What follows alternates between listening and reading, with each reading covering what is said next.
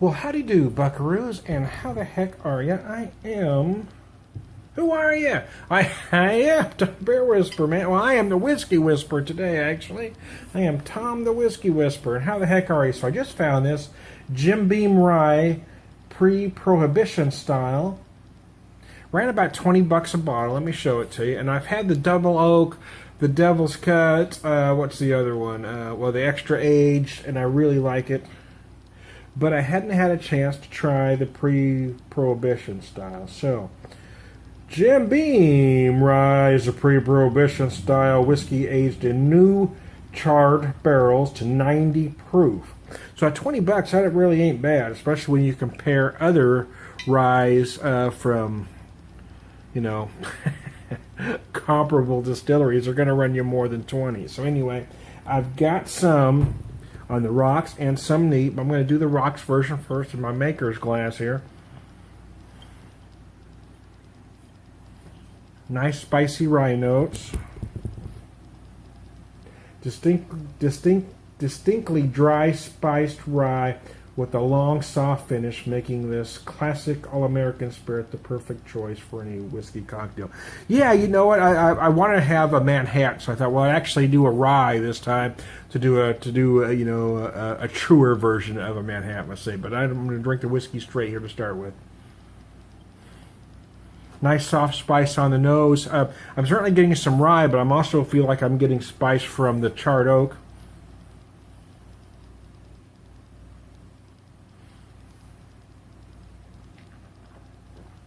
A lot of sweetness initially, giving way to a lot of rye spice, and then I feel like I'm getting a hint of cinnamon at the end from the oak, from the white oak.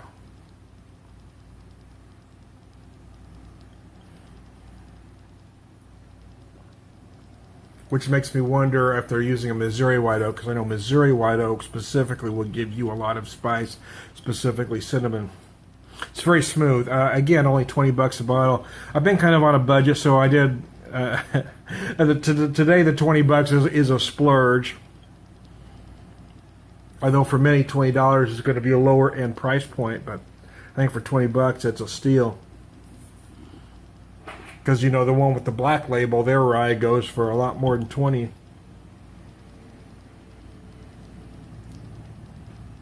think it runs 40 something. Again, for a 90 proof whiskey, it's very smooth, very sweet.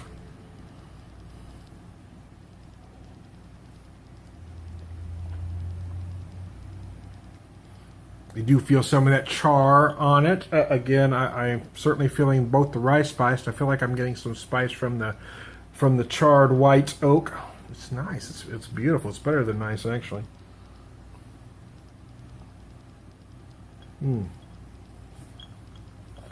I don't want to get too much more meltage going on there, but I do want to try this neat here. You can see the color is much different. It does lighten up quite a bit with some ice, as it should. Got a nice color there. Oh yeah, wow, the nose is much more distinct, neat, as it should be.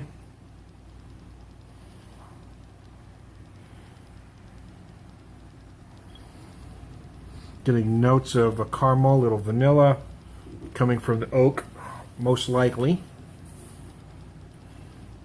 In fact, the vanilla is almost non-existent rocks, but I can really feel it on the nose, having it neat here.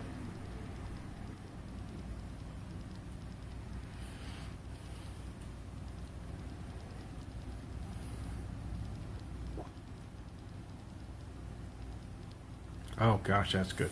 Yeah, I mean, I don't know what to say. I mean, for 20 bucks a bottle, I think it's a freaking steal. Although I gotta admit, though, I wasn't a fan of.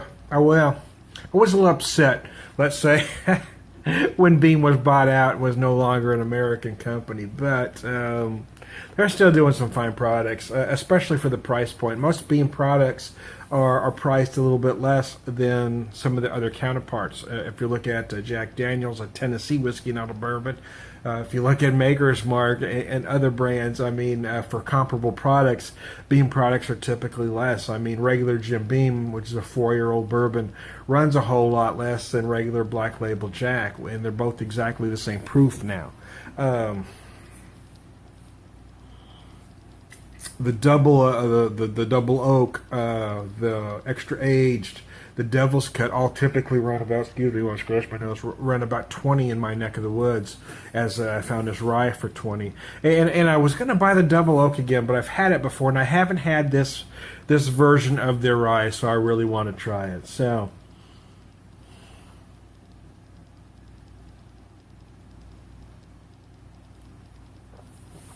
well, Tom, you don't buy craft beer, or you don't like craft beer when they're bought out by conglomerates, so why buy the whiskey? I've had that silly-ass argument. It's not the same thing, y'all. I know some of you want to wrap it up like it is exactly the same thing, but it's not. So there you go. I'm going to be back a little bit. I got to do something real fast, and I'll be back.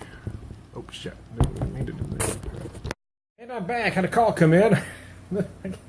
Anyways, I was trying to answer the phone, I was trying to stop the camera, and I ended up hitting the wrong button. And anyways, hey, I'm back. So let me try to finish this rocks off before I get too much water in, which I'm probably about there now, to be honest with you.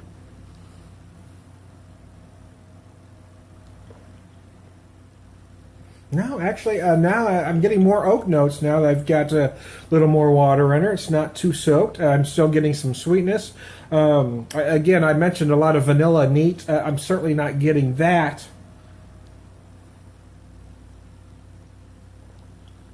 on the rocks, but I'm getting a lot of sweetness. I'm getting some both rice spice and some cinnamon-like spice. It's very nice. It's very nice whiskey. Actually, for $20, I think it's a freaking steal. I got to be honest with you.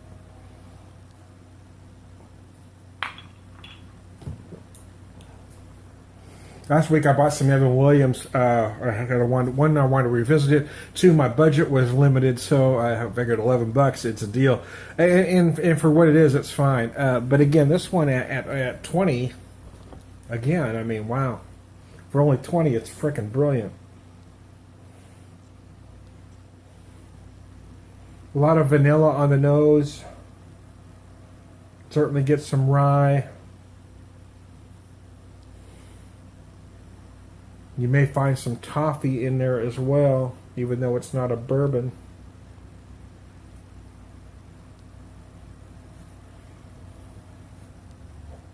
I do remember my dad saying he wasn't a fan of rye. For a long time, I wasn't either, but I think some of that might have been influenced the fact that he didn't like rye, so maybe I didn't give it a fair shake, you know. Sometimes we're very heavily influenced by our parents, and I know in my case, I was very heavily influenced by my dad.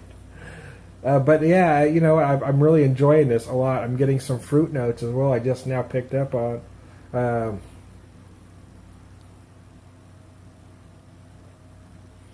some dry date-like notes that I hadn't noticed. I did notice on the rocks, but I'm really feeling it here on the rye. Oh, darn.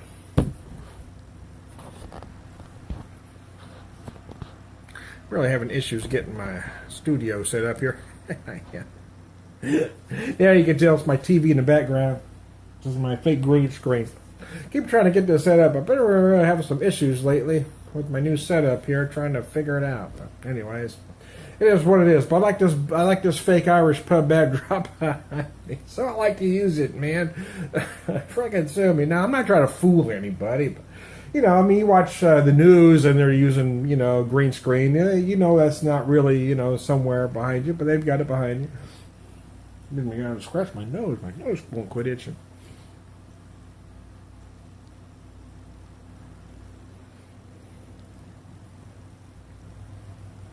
It's very damn enjoyable. I gotta tell you, it's freaking brilliant. Yeah, I kind of debated on buying it, but I decided to treat myself because I just got paid, and so I had the illusion of money.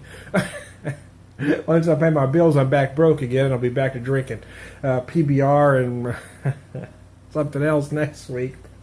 I just wanted something decent, you know, so I spent $20 to buy this good bourbon, or good rye, rather. You know, like I was saying before, I mean, I was a little put out when Beam sold to Suntory, but Suntory is making fine products too, and I don't think that Jim Beam Products has suffered under it. And it's not the same thing as AB InBev buying a craft brewery. There's a lot of folks that don't want to make it the same issue. It's not the same issue. It's not the same thing.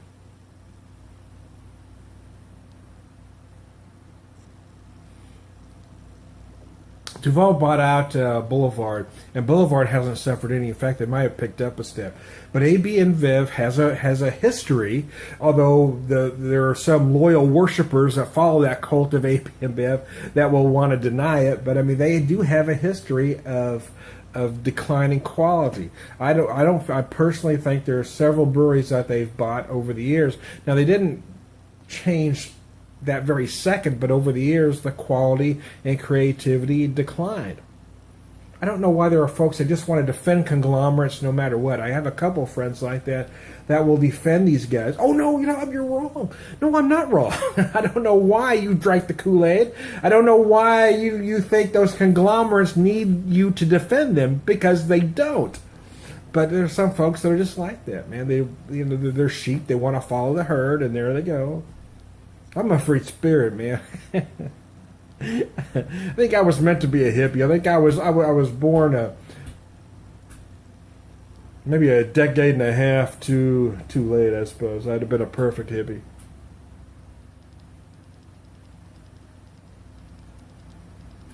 Because I want to do what's right. I want to fight for justice. And I want everybody else to mellow the fuck out. Just frickin' take a chill pill or shove a suppository up your ass, so whatever is clogging you up, making you cranky, will come out, man. Maybe it's that stick shoved squarely up your keister. Oh, my background changed. Biscuits. What the hell, Tom? Yeah, I got in my TARDIS and I jumped. Anyways, I digress. I was going off the rails anyway. I needed that background change. So anyways, $20, man. $20. Jim Beam Rye. Yeah, if you can find it, I recommend it highly. Again, it's only $20. So if you're a whiskey snob that thinks you're above buying only a $20 whiskey, I think you should give it a shot. If you're on a budget and $20 is a little pricey for you, try it once, because I think you're going to be pleasantly surprised. I gotta get my angles messed up on me again. There we go. Yeah, because I am too. I'm not a huge rye drinker, but I mean, for $20, I mean, Old Overholt goes for like 16. This thing here is, man, $20. I don't even know what to say about that. That's freaking brilliant. I'm looking forward to having a Manhattan, is what I'm thinking all the time. I'm drinking rocks and drinking neat, because this whiskey is brilliant neat, by the way. I'm thinking about pouring a Manhattan, because I'm thinking this in the Manhattan. I had Nevin Williams Manhattan last week, which was nice. But I'm thinking with this stuff, oh my gosh, it might be orgasmic. So there you go. Hey, I'm a man. I'm a man. To steal from Roger Miller, I'm man of means by no means. But, oh, good gravy.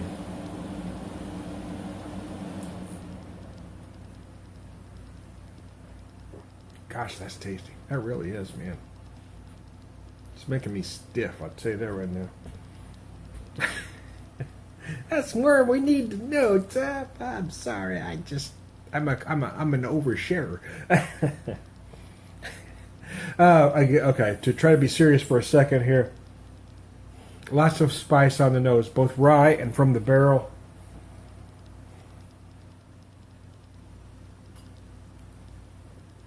Flavors of soft vanilla, rye and cinnamon, rye spice and cinnamon.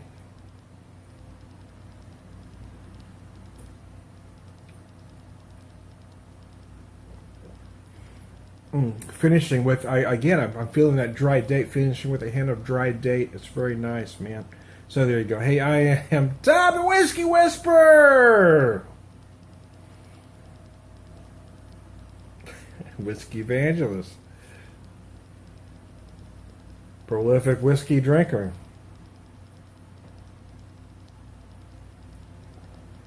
Purveyor of Wisdom. And all-around good guy.